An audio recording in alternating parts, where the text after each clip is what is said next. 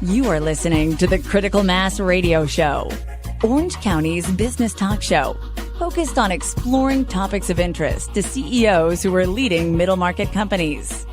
With your host, Richard Franzi. Hello and welcome to Orange County's longest running business talk show and podcast. And yes, I am your host, Rick Franzi. And boy, do we have a good show planned for you today. Why, you ask? Because if you're listening to the live stream, you can see that Brandy Alvarado-Miranda is our guest. She is the founder and CEO of BAM Marketing and PR Agency. Brandy, welcome to the show. Thank you so much for having me on. I appreciate it. I love to have Orange County entrepreneurs on the program, especially I get like a bonus time when they are also the founder of their firm, and that's you. So let's unpack your origin story. Take us back and talk to us about what you saw in the marketplace and why it was the right time for you professionally to launch BAM. Yeah, I don't know that I was inspired or motivated. It was more out of necessity. So BAM started right during COVID. And I was kind of one of those crazy people that, did a whole bunch of silly stuff during COVID. I started a business.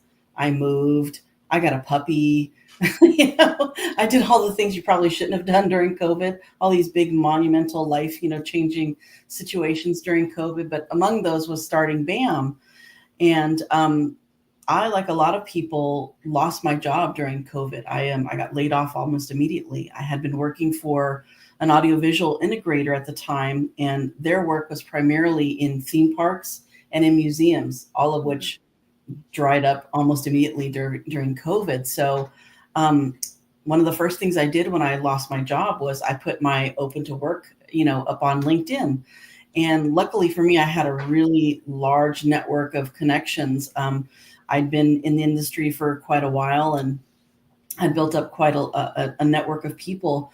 And almost immediately when I put up my open to work up on LinkedIn, I started getting people saying, oh my gosh, can you help me write a blog? Can you help me with my social media? Can you do this press release? Can you write this article for me? All these different little mini freelance projects. And, it just kind of spiraled from there. It really evolved quite quickly. It was the whole, they told two friends and then they told two friends and then they told two friends kind of thing.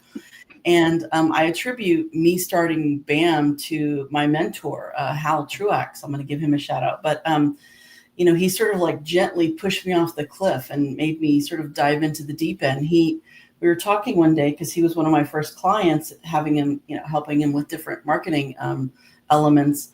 And he said, you're so busy doing all these different things. Why don't you start a business? And I was like, no, I never wanted to start my own company. You're crazy. Wow. That, I poo-pooed the idea big time. And after, a few months of me doing this and being so busy, like I was working more than 40 hours on various projects, just freelance until I found my next big career move during COVID, which honestly never really happened. The business grew so quickly, and it kind of hit me one day, all of a sudden, after I'm working on all these different projects and different clients, this is this is a business. This is something that I could really sink my teeth into because it's not the same day in and day out. All the clients are completely different. I'm making really good money. I'm enjoying what I'm doing for these clients. And it just sort of hit me. And I thought, I'm going to go ahead and take the leap. What the heck? We're in a crazy time. What's the worst that can happen? And I started researching as to how to start a business because I really had no clue. I mean, nobody gives you like the, business 101 starter kit, really, right? I mean, right. I think, that in and of itself was kind of like daunting when I first started. Like, what do I do? How do I apply for a license? What do I need to do? And just, I wish I would have had somebody to sort of like hold my hand and babysit me through like starting my company, because that was a big learning curve. But I figured it out, and it sort of like really evolved rapidly, quite honestly. So yeah, that's kind of the evolution of BAM. And BAM has been really fun too, because obviously BAM is my initials, Brandy Alvarado-Miranda, but BAM in and of itself has been really fun as a brand because when you think of BAM, and at least when I started the company, I thought this is very like superhero-ish, and I could really have some fun with this brand in that respect and become like the superhero of your marketing team, somebody who sort of saves the day. And that's kind of, how we started that. And then it's just been really fun playing with the brand since then. What a great story. And I know how fortunate you are that from the early days of the business, you had people that wanted to give you money, because sometimes in the earliest days, that's the hardest thing, is to find the customers. So your universe was on your side, which is great to see. I'm wondering, as you've evolved the business over the 4+ years, have you had any pivots? What have you learned about being an entrepreneur, Brandy, and your brand since you've launched BAM? Yeah. Well, I think one of the biggest things that I really kind of had to get into the mindset about was just really like thinking bigger. My mindset from the onset was I was just going to be a one-man band. I was going to do this until, I found my next big career move. That never happened. And I sort of never looked back after, starting this. And again, nobody really prepares you for any of those sort of things. So, it really, for me, it was really thinking bigger and looking outside of sort of like my one-man band kind of like outlook. I had to learn really quickly, and put myself out there in places that I probably wouldn't have normally, public speaking, things like this, doing podcasts and promoting myself as like a thought leader in the industry, going to networking, events, trade shows, those sort of things, with a different mindset, that not necessarily to gain new clients, but just to connect with people, let them know what I was doing, and really kind of reach outside a bit of my comfort zone. And quite honestly, it's been win-win. I discovered that, I'm a connector. I like to network and I like to connect people. In fact, I do it like without thinking nowadays, Also, for instance, I have a mentee now. I believe in sort of giving back. And we were at a trade show recently, and I put it upon myself that, I was just going to connect her with as many people as I possibly could at this event. And, I made it sort of my mission, but I'm a connector by nature. I do that almost automatically to my family. I call them my family of clients. So I connect people, to my family right away. And I started something, within the last maybe year or two, as I got to thinking about my family, as I call them. All my clients are in this really kind of interesting ecosystem, and for me, one of the things that I do when I bring on a new client is I introduce them to the family, because inevitably they either will connect and network, and have similar connections as well, or potentially in our industry work on projects together, or be affiliated in some way. So yeah, I think that's been the major thing for me, is just kind of really changing my mindset to think bigger, to put myself out there, and to be comfortable with being uncomfortable. Oh, that's good. Yeah, that's a teachable moment, ladies and gentlemen. As you're talking about your evolution, I'm thinking, okay, you're coming up on your 5-year anniversary. That's a big milestone. Congratulations. Thank you. You will, in my experience, you will be officially unhireable after being an entrepreneur for 5+ years. You can't go back.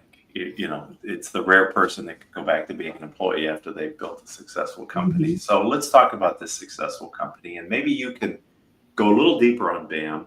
Sure. Who do you help? Kind of what's your niche? I got a sense for the problems that you solve for them, but maybe just help remind us or expand upon that. And Sure. Then, using marketing terms, can you share the persona, if you will, of the type of client that really knows how to work with you and your team? Mm-hmm. So I know I've said AV and audiovisual and digital signage probably in this podcast a few times now. So probably some of your viewers are going, well, what the heck is AV, right? And a lot of people don't really understand those terms until you're into the thick of it. So let me kind of paint a bit of a visual picture. So let's say we're at Dodger Stadium, or a stadium, or an arena, for instance. My clients would be the suppliers of a number of things. Perhaps the LED ribbons that do all the advertisings within the bowl of the stadium. Those LED manufacturers would be clients of mine. The people that actually produce the content and make, the content dance, and our animators and what have you, those content creators would also be some of my clients. behind the scenes, like the digital menu boards that you order your drinks and your food and whatnot off of, those would also be clients of mine. But also in the background of that, the things that connect those things, the cables, the switchers, the media players, and all those kinds of things, those would also be clients of mine. So manufacturers, content creators, and then the people that actually make all of those things sort of work together in a system, AV integrators, audiovisual integrators. So my clients really are digital signage manufacturers, as well as audiovisual manufacturers, integration firms, consultants for audiovisual projects, content creators, those kinds of fun things. If you think of something like phenomenal like the Sphere in Las Vegas, there's a lot of audiovisual that goes into that for that experience and that immersive environment. Those would be the clients. It's funny because when that was being built and conceived, I was working on a team that actually bid on that project to help work on it. So, it's kind of a near and dear project. It's pretty phenomenal. And they're going to replicate that to a smaller degree in many places. They are. You read my mind. I was just wondering. I wonder if that would play in cities other than Las Vegas. Oh yeah, certainly. They've got a handful on tap as we speak. So that's a whole nother conversation. Yeah, I don't want to take the focus away from you. So yeah, no worries. But for my clients being in that sort of realm, we are a full service marketing and PR agency. So we do everything from creating their brand and their identity, like logo work and that sort of thing, as well as like their websites, website pages and design. We do full social media management, content creation, press relations, SEO, and so much more. We're really full agency.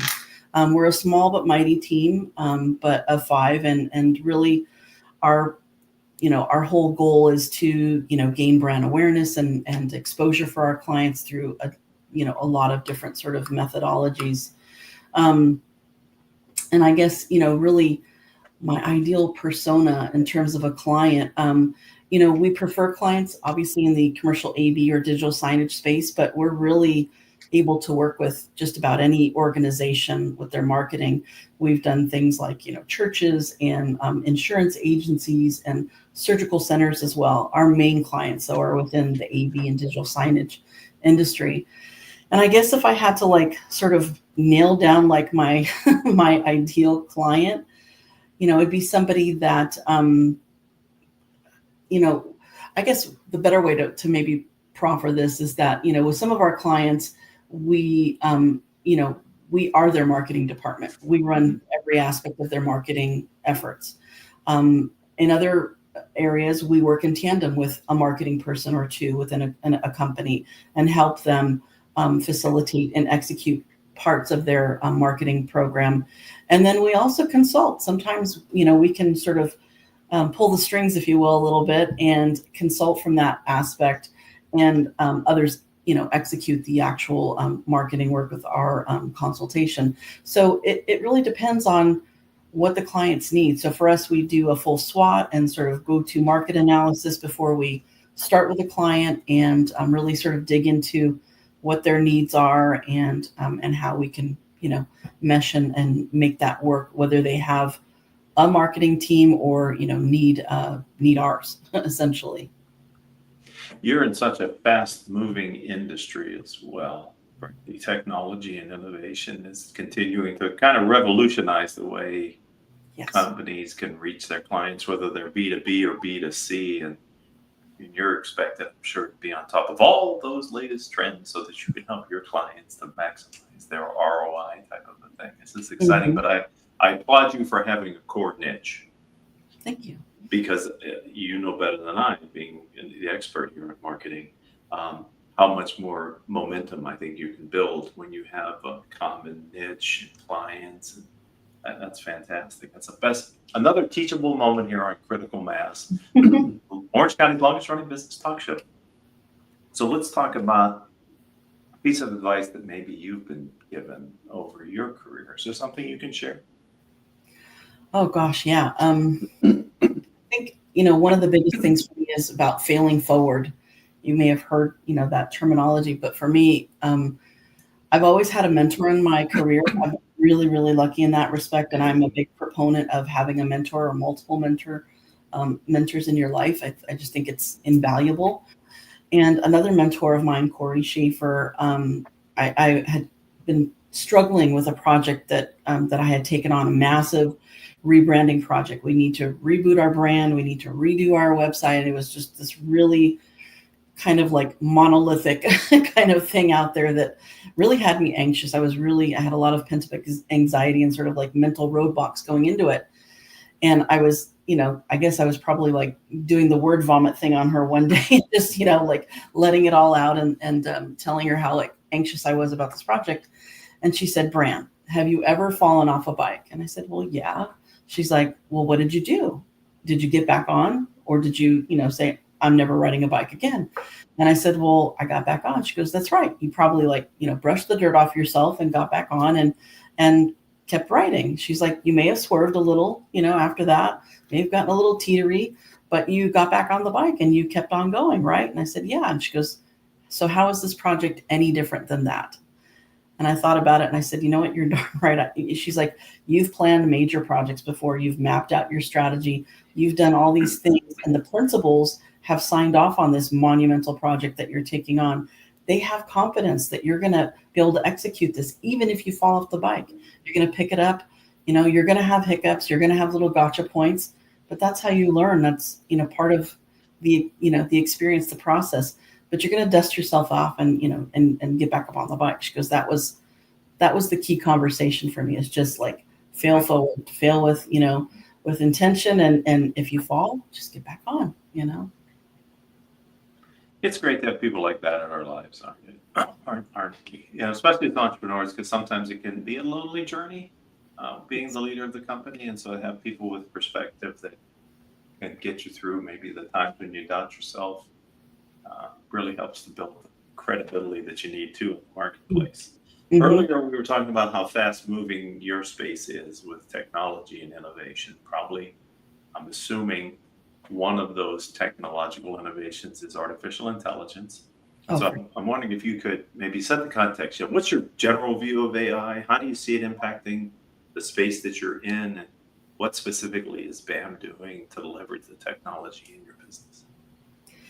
I'm a big fan of AI. I've been using it for a while now, and I've actually have clients that have it embedded into their technology to some degree or another. I had a client that actually developed a really cool AI. I've actually had a couple of clients that developed very, very cool AI avatars and what have you. So I'm a fan. I think that, we shouldn't think of it as gloom and doom for sure.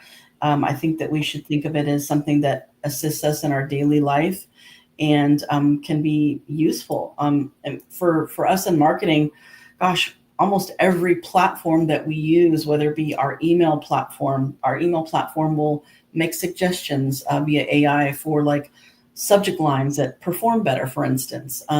Our social media aggregators will offer us like a list of hashtags that, are searchable terms, that sort of thing. Our content, our website builders also offer great insight in terms of AI. So, all these programs that we use for our marketing agency and for, on behalf of our clients have some sort of AI already built into it. So, we use those tools to benefit them, and they're definitely an efficiency tool for us in marketing. It used to be that, when you write a blog or an article or what have you for your website page, part of having a great website page is having really good SEO. And on the back end, you'd have to write, meta tags and have a list of keywords that were searchable. And you'd have to do all this research to frame these up so that, you had the best SEO optimization. And now, a lot of these websites kind of like, walk you along. But more so than that, we've developed prompts so that we put these prompts into like ChatGPT, for instance, and say, based on this article that we wrote, give us, a meta description, give us, a list of keywords and, kind of prompts that, would help us with the SEO backend. Because honestly, that kind of stuff we could sit and research and, take hours to do. but you run it through ChatGPT and it's a 5-minute maybe process, So those are some of the ways that we utilize it. And then for us too, our clients are so, like you said, niche, very, kind of specialized. It is really hard to come up with graphics sometimes without, using Photoshop to the extent that we can use it. So AI has been really, really great with, making composite images for us as well. Show me a stadium that has this and this and this and this, and, sort of like a composition of all my clients, so to speak, right? All the ecosystem of AV hardware and whatnot that goes into a system. It's really hard. I'll tell you, it's the proverbial needle in a haystack if you ever go to find, a graphic for situations like that. So these AIs can really make composite graphics quite easily and quite well. So, but I think the other thing to think about for AI is that, I think I mentioned SEO a little while ago, but the other thing that is a really sort of big concentration in terms of marketing and really website development and having a really great searchable, traffic driven sort of website is what they call AEO, and AEO stands for Artificial Engine Optimization. So let me give you an example of what that is. So right now, pick your favorite search engine, Google, Bing, whatever you're using. Type in any query, right? Like, what's the best ice cream in Anaheim? I don't know. That's only because I live in Anaheim. And, what's your first response that you typically get when you put in these queries on these search engines, right? That's what they call an AI citation. So now when you go to search something, it's not just like these sponsored ads and then, searchable websites and what have you. It's these AI citations. Well, where do you think they're pulling that information from? They're pulling it from your website. These little spiders scour the internet for responses to your query, whatever they might be. And they pull reputable sources. Right now, the statistics say that about, half of all the citations are things that are being pulled from things like FAQs on your website, being pulled from, thought leadership pieces, blogs, educational articles potentially that are on your site or sites in general. And the interesting thing that I've found recently and sort of been digging into the statistics, and I even wrote a blog on it. It's on my website. But one of the statistics that I found is that as humans now that are, very relying on ChatGPT and these other AIs, a good percentage of us are using that knowledge, those citations, as sort of the final stop. Oh, there's my answer. Wow. And they don't go on to the searchable ads or the, right. Page 1 SEO, page 2 SEO, like searchable queries. We're taking that AI citation as that's it. That's my final answer. We sort of hit the stop button and we're done. And we're, right. We're on to the next thing. So it's kind of an interesting thing. So while SEO has been really, really important in building websites, as for a long, long time, AEO is actually now way more important in building your website, and they kind of go hand in hand. They're really like little partners in crime. See that? Another teachable moment. That's 3, and I'm, Paul, I missed a few. So Brandy, I told the people at the top of the show we had a good one planned. You're just dispensing all kinds of good information and knowledge. Thank you. Let's talk about the future for your business. What's your vision for BAM Marketing and PR Agency? Take us on a journey. Yeah, for us, although my heart is very much in love with the AV industry, I've always, since I started in it, it's just held a position in my heart. It's just, I hold it near and dear. I know that, we have the ability to expand into other segments. Like I mentioned, we've worked with surgical centers and insurance agencies and, team sports and all these other sort of different things. So I'd like to cultivate some opportunities, not only in the audiovisual industry, but in addition to that. And thus also expanding my team. So that's kind of the next thing for BAM. All right, we'll have to have you back on in a few years so you can tell us about all the progress you made in that initiative. If someone would like to connect with you directly and then also learn more about your firm, where do you suggest they go? You can definitely find me on LinkedIn. I'm at Brandy Alvarado-Miranda, or my agency is BAM with an exclamation point, Marketing and PR Agency. or also on Instagram. You can find me at BAM Marketing PR. I want to thank you for being a guest on the show. The time has flown by, Brandy, and I do appreciate you giving a bit of your time and some of your knowledge to me and to my audience today. Thank you. You're welcome. Thank you. And thanks to the audience. You're a part of Orange County's longest running business talk show and podcast. Brandy's episode is going to join our catalog of over 1,600 shows that we've done over the years with guests just like Brandy. If you happen to be one of those and you haven't been on our show yet, you're here in Orange County or in the Inland Empire, reach out to me on LinkedIn. I'm Rick, R-I-C, Franzi, F-R-A-N-Z-I. Let me know that you have an interest in being on the show. And between Haley, our producer, and myself, we can help to get you ready for a future episode. And until the time we all have a chance to be together again, I truly hope that each of your business decisions will move your companies in a positive direction.